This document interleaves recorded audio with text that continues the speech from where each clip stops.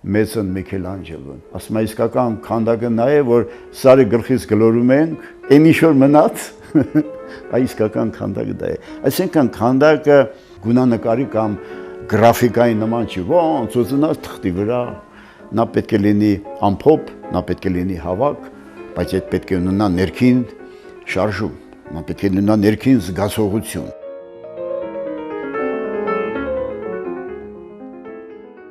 Լինելով նաև երաժիշտ, ինձ մոտ այդպես մի խնդիր էր,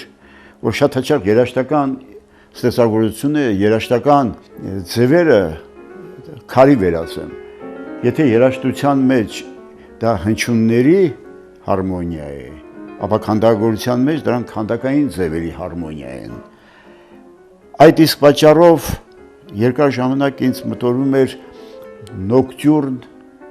իրավիճակ, այսինքն գիշեր երգ, ինչ բանա գիշեր երգ, նրա մեջ կա խորհուրդ, նրա մեջ կա քնքշություն, նրա մեջ կա մեղեդի, նրա մեջ կա ձև։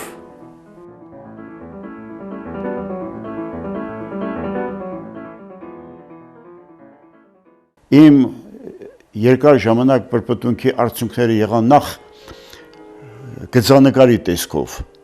Գիտեք, գծանկարի մեջ շատ հաճախ այս գծերի մեջ ես ուզում եմ փնտրել որն է իրականը, որն է ավելի արտահայտիչը, որն է ավելի տիպականը, եւ հաճախ բոլոր գծերը ես մաքրում եմ եւ թողում եմ մի հատ հիմնական։ Սա այն նախապատրաստական ընթացքն է, որ անընդհատ նստես թե վերկենաս, գիշեր թե ցերեկ, անընդհատ իմ մեջ է, անընդհատ արվեստագետի մեջ է։ Ու այս գծանկարից հետո գալիս է մի քարակտոր։ Քար, որի մեջ այդ նույն գծերը պետք է ես տեսնեմ։ Հետաքրքիր բան է, երբ որ ես սկսում եմ միանգամից քարի վրա աշխատելու, ես պետք է տեսնեմ քարի մեջ, արդեն պետք է տեսնեմ։ Եթե ես քարի մեջ չտեսա, չի ստացվի։ Ասում են քարի մեջ կա չպեղված երգ, այսինքն մի կա երգ, որը պետք է հանես կտորները, տաշես, եւ մեջից դուր կա այն երգը, որը որ ինձ համար եւ հետո ունկնդրի համար լսելի է, տեսնելի է։ Ահա այս ստեղծագործական ընթացքից հետո, այս քարի մեջ ես տեսնելուց հետո անում եմ կավից կամ գիպսից էսկիզներ, ինչքանով այդ կոմպոզիցիոն, այդ նոկտյուրն, այդ կանացի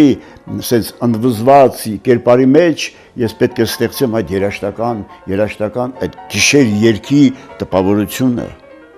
Եվ դրանից ելնելով ես փնտրում եմ, արդյոք այս քարի մեջ կա այն ինչ որ ես եմ ուզում։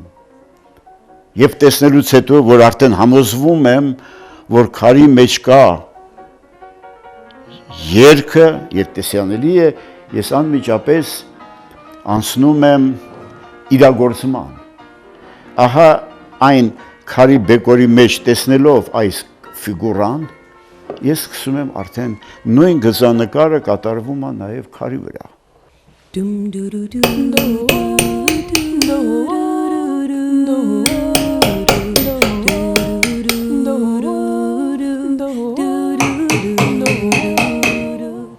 Ինձ համար շատ մեծ ոգևորիչ եղավ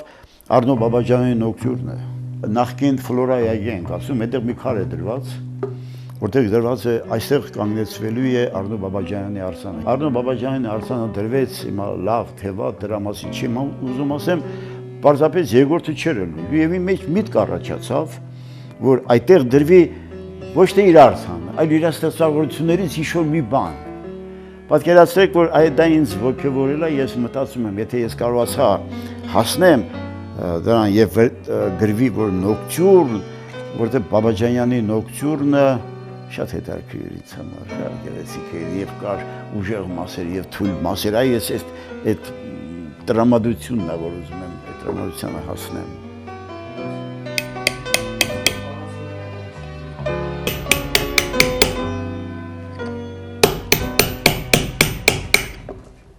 Ես մասնագիտական կրթություն ստացել եմ նախ ուսումնարանում,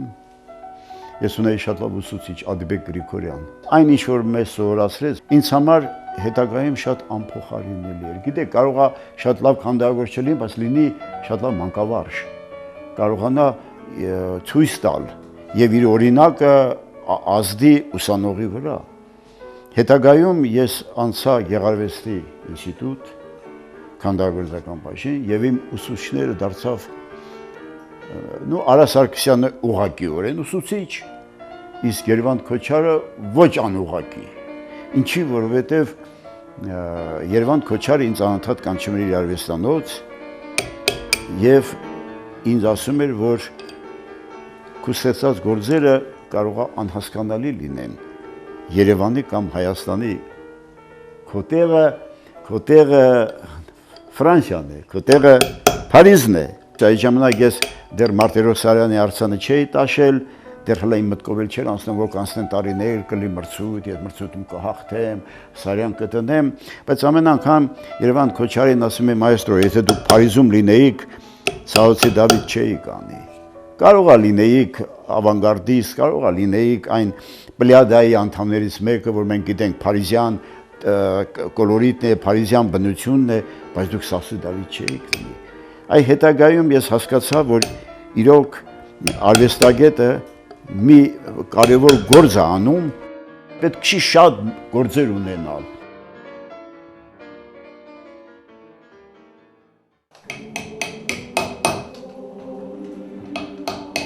Երբ որ ես ավարտեցի կոնսերվատորիան եւ անցա Երևանի պետական ակադեմիական երգչախումբ երգելու, իմ մյուս ուսուցիչս դարձավ Հովհաննես Չեքիջյանը։ Տեսեք, նա քանդակագործ չի, սակայն այն ինչ որ ես նրանից սովորեցի, այդ 15-16 տարիներին, երգչախմբում երգած տարիներին, շրջագայություններ, հանդիպումներ, արվեստի հետ շփումներ, ես երգեցի Մոցարտ ռեկվիեմ, Վերդի ռեկվիեմ, ես երգեցի Կոմիտաս ու Եկմայլյան, եւ այդ ամեն ինչը իմ կարծիքով իր հետ կթողեց իմ հետագա ստեղծագործությունների վրա։ Այնպես որ ուսուցիչ հասկացողությունը ոչ միայն այն ուսուցիչն է, որ քեզ ուղղակի սովորեցնում է քիթ, բերան կամ աշկ նկարել կամ քանդակել, ուսուցիչի նա է, որ ընդհանրապես կյանքի դասեր է քեզ տալիս։ Եվ այդ կյանքի դասերը շատ ավելի զորեղ են լինում։ Օրինակ ես հիշում եմ, երբ Լիբանան էին գնացել համերգների, այնտեղի հայկական թերթերը, ուրեմն Արարատ եւ Զարթոնք ինձ հետ հարցազրույց ունեցան եւ ինձ ասեցին, թե ով է եղել քո ուսուցիչը։ Ես ասացի, ուսուցիչն եղել է Հովհաննես Չեքիջյանը։ Եվ շատ զարմանալ էր, տպեց թերթերում, այդ թերթերը եղան այստեղ, եւ այն ուսուցիչները եւ Արա Սարգսյանը եւ Երվանդ Քոչարը ինձ նեղացան։ Թե այդ աղա մենք քեզ տարիներ շարունակ սովորացել հանգած խմբավարը երաժիշտը քեզ դարձավ ուսուցիչ։ Ասի իմ սիրելի ուսուցիչներ, Չեքիջյանը տվեց ինձ այն, ինչ որ դուք ոչ մեկը չէիք կարող տալ։ Արվեստի հետ շփվելու, մարդկանց հետ շփվելու, արվեստը մարդկանց հասցնելու, մարդկանց հուզելու, վերջը արվեստը ինչի համար է, որ մարդը տպավորվի, մարդը ինչ որ մի բան իր հետ տանի։ Եթե իր հետ ոչինչ չի տանում, ապա դա դառնում է լոկ ուղղակի ժամանց։ Լարեց ամպերը եկան, ծածկեցին երգինք, Օլոսին աչքես, ծածկեցին, մնացի մենակ հոգիս վրդոված, ձեռքերս ծոցիս գլուխս քարշարած, եւ այնուհետեւ ամեն իրիկուն մնում եմ լուսնի խաղաղ ծաղկելուն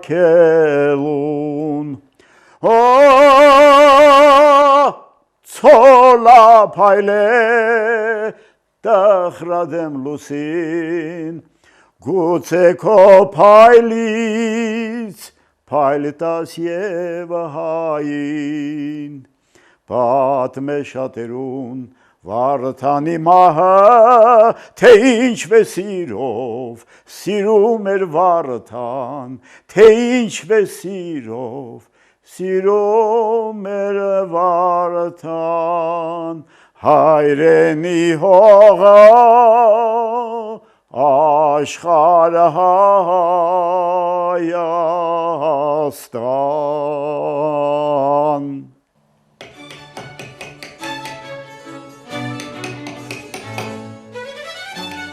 Ես ամեն անգամ ինձ համար բացահայտել եմ, որպեսզի Բեթհովենի կամ Մոցարտի երաժշտությունը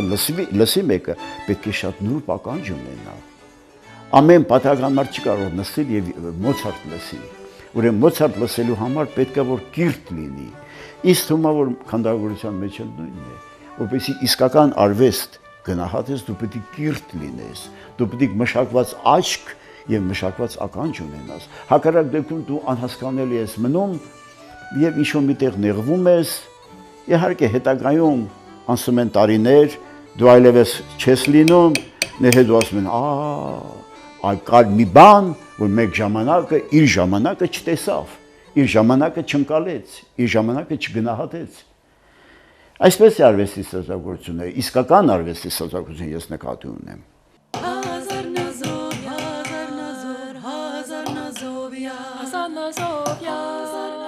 Շատ կարևոր է, որպեսզի ես այս տրամադրությունը ստանամ, այդ գիշերի երգի, այս աղջկա, այսպես ինքն իր մեջ ամփոփված, բայց քանդակային ձևերը բերեն ինձ հասցնեն երաժշտական այս հնչեղությանը։ Դե գիտեք, դա մի անգամից չի լինում։ Հիմա կարող է սա էլ վերջնական չի լինի։ Սա մշակեմ, վերջացնեմ, հետո զգամ, որ չէ, ինչ-որ բան նշ չեմ արել։ Սա երևի թե սա է արվեստագետի հետաքրքրությունը կամ արվեստագետի կյանքը, որ միշտ նա ձգտում է։ Եթե նա ասեց, որ հա, այս է վերջնական, всё, ես էլ ուրիշ բան չեմ անելու, ինձ թվում է դադարում ամեն ինչ։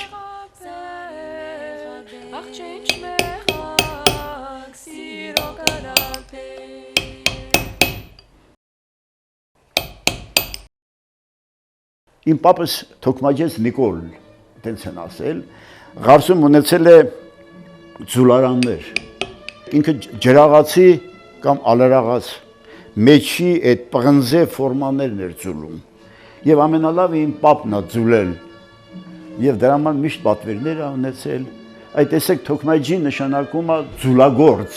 թարգմանաբար, և երևի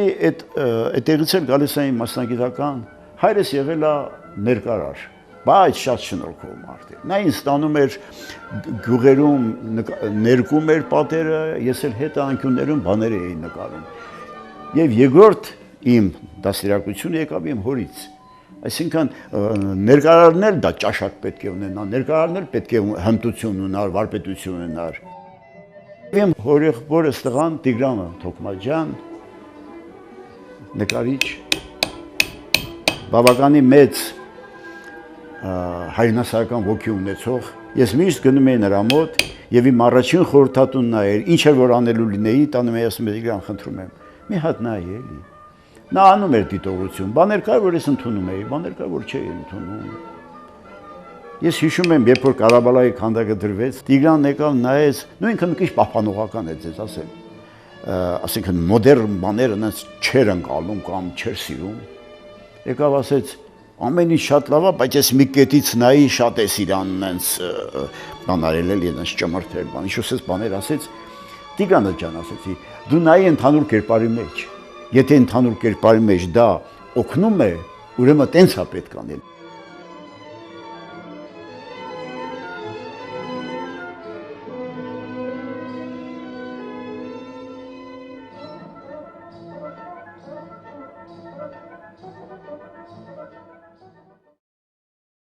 Առաջին իմ հաջողությունը եղավ Հարասլավիայի Պրիլեպ քաղաքում ես առաջին ոսկե մեդալը շահեցի թռչող կրունկներ, որից հետո Լեհաստան մեծ մրցանակ ստացա Grand Prix, որից հետո ինձ հրավիրեցին Ռավեննա ոսկե մեդալը Դանթեին նվիրված։ Ուզում ասեմ, որ այսպես է ձևավորվում, մի անգամից երկնքից ոչ մեկը չի իջնում, եթե դու հետ չնայես քո նախնիների կամ ասենք քո հետնորդների լավագույն գործերին չնայես, դու առաջ չես կարող գնալ։ Դրա համար ես հիշում եմ, երբ որ Իտալիայում ես ստացա ոսկե մեդալ ինձ հանձնեց իտալացի խոշոր քանդակագործ Ջակոմո Մանցուն։ Նա մետարգիր բան ասեց Թոքմաջյանի ստեղծագործություններում արկա է դասականի եւ ժամանակակցի գեղեցիկ սինթեզը։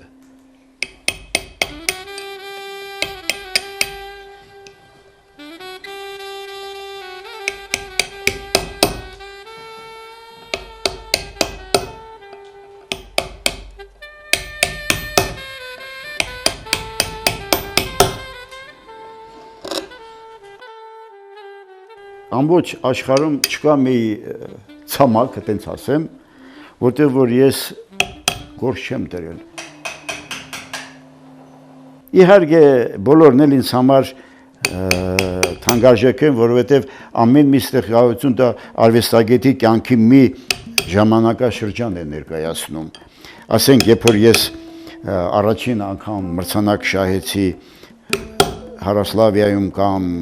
Լեհաստանում կամ Իտալիայում, այդ ժամանակ ավելի երիտասարդ էի, իմ մտածողությունս ուրիշ էր։ Երբ որ ինչքան արվեստագետը հասակ է առնում, այնքան ավելի գաղափարական է, ավելի զորեղանում, զգացմունքայինը արդեն գալիս է դեպի, բայց ես աշխատում եմ հնարավորին չափով պահպանեմ ինձ մոտ այն գաղափարը, որ Քոչարն էր ինձ ասում էր իսկական արվեստագետի մոտ պետք է հավասարապես գործի գաղափարը, միտքը եւ հոգին։ Այս этаպը այն этаպն է, որ արդեն կամաց ես սկսելու եմ ավելի որոշակի դարձնել այս կնոջ ֆիգուրան։ Արդեն հղկման եւ մշակման этаպն է։ Նու կերպարային լուծում, ավելի հստակ դարձնեմ իր ոտքի շարժումը, մարմնի շարժումը։ Իսկ քարը սիրում է մշակում եւ պետք է ես այնքան մշակեմ, որպեսզի մեջից հանեմ քարի, չէ՞ կար թանկարժեք քար, կա կիսաթանկարժեք քար, դա ինչի իր մեջի այդ բյուրեղների մշակման հետևանքն է։ Ես պետք է այնքան մշակեմ, ինքը գա հասնի իր բնական տեսքին, ոնց որ նա բնության մեջ եղել է։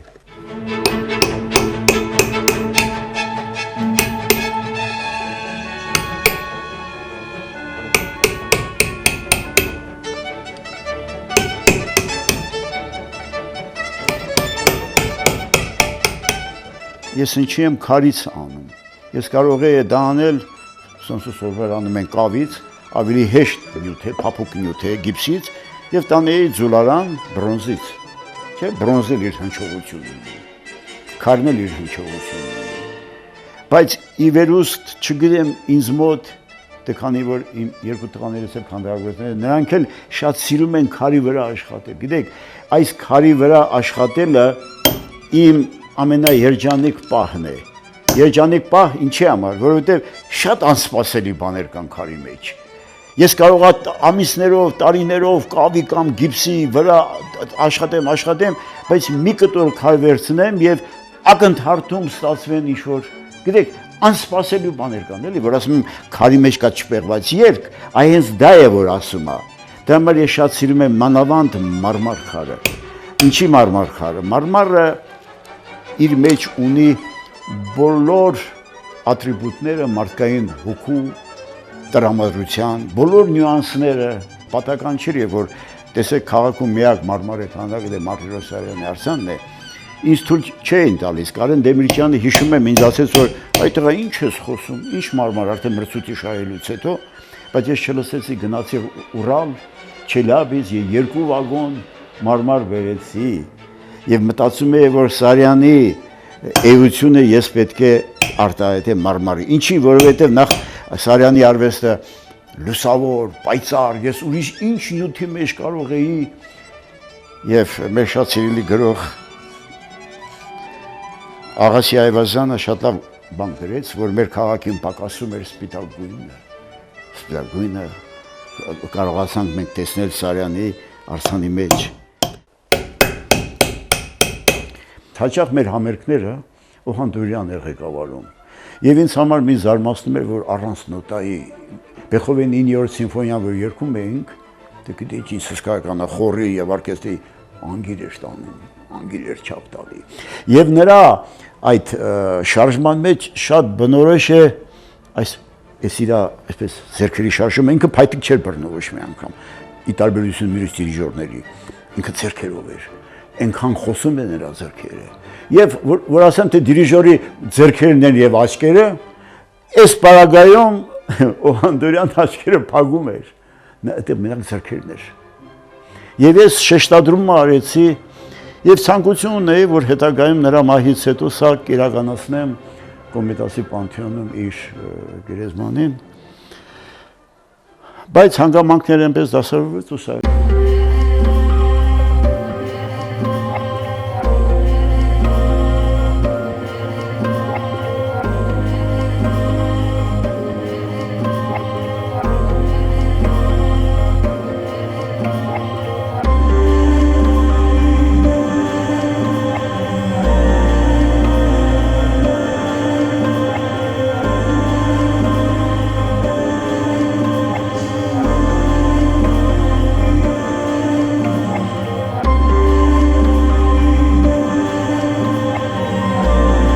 գողական աշխարհը վախենում էր, նույնիսկ երկ էին արել, տվեք աթանդա Անդրեն է գալիս, նագանը ձեռքին մեզ է ման գալիս, մի ժամանակ խաղ կար, ասում էին գումար խաղացողներ, չէ, սենց նստում էին, ես ոտին էլ խփում էին, որտեղ որ հենց Անդրեի ցենը լսում էին, նրանք փախնում էին, այնքան օրինապահ մարդ է, որ նույնիսկ իր տղային, որը որ հանցանք էր գործել, ինք իր ձեռքով նստացրեց, ասեց միևնույնն է, ես հանցագործությունը լինի իմ տղան, լինի իմ հասկականը, այսպիսի օրինակ մարդ էր, եւ իմ մեջ միտք առաջացավ Անդրեի ոչ մեծ, ասենք պատկերացնում եք Աբովյան փողոցի վրա այսօր լինել սովետական միլիցիայի կամ այն ժամանակ ոստիկան չէինք ասում, չի ասում եք միլիցիայի հագուստով։ Էսկիզը որ արեցի այդ ժամանակ ուրեմն Վանո Սիրադեղյանը, գիտեք, բան եղավ, իմիջիալոց ինքը ֆինանսավորեց Լեոնիդ Ենգիբարյանի քանդակի բրոնզի ամբողջ ծախսերը, ասեց ինքը լի նման շատ էր սիրում Լեոնիդ Ենգիբարյանին, ասեց հլը մի հատ բեր էլի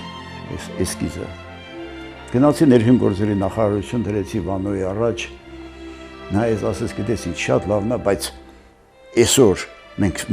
սովետական միլիցիայի հագուստով քանդական ենք, ինչ կա, որ սա էլ պատմությունն է, թեկուզ սովետական շրջան, բայց պատմությունն է, մեր կյանքի պատմությունն է, մեր քաղաքի պատմությունն է։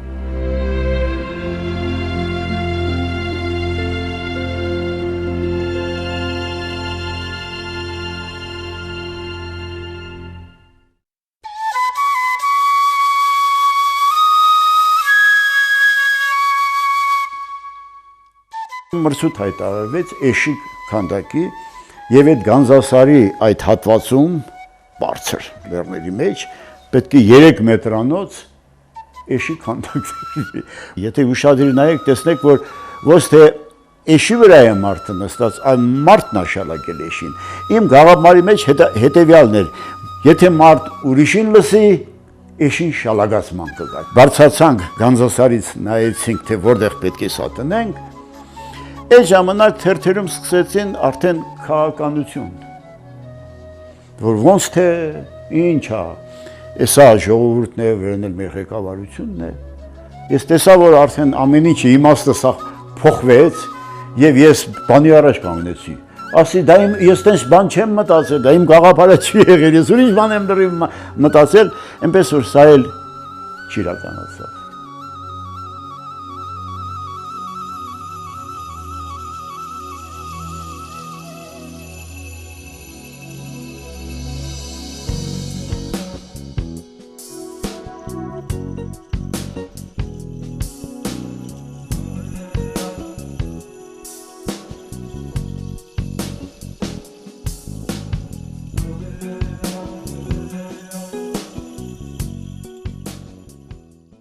Արվեստի ամեն մի ստեղծագործություն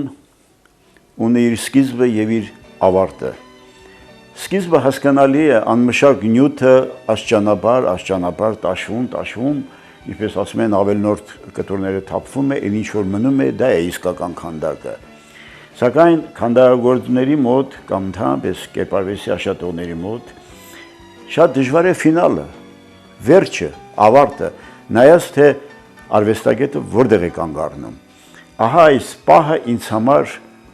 կանգ եմ առել, համարելով ավարտուն, այսինքն ստեղծելով նոկտյուրն այս երաժշտական կոմպոզիցիոն գաղափարը եւ ընտրելով երկնագույն եւ մոխրագույն քարերի հարաբերությունը։ Կարծում եմ, որ դիտողի մոտ սա կառաջացնի այն նույն զգացումները, ինչ որ ես եմ զգում, ես եմ տեսնում եւ ես եմ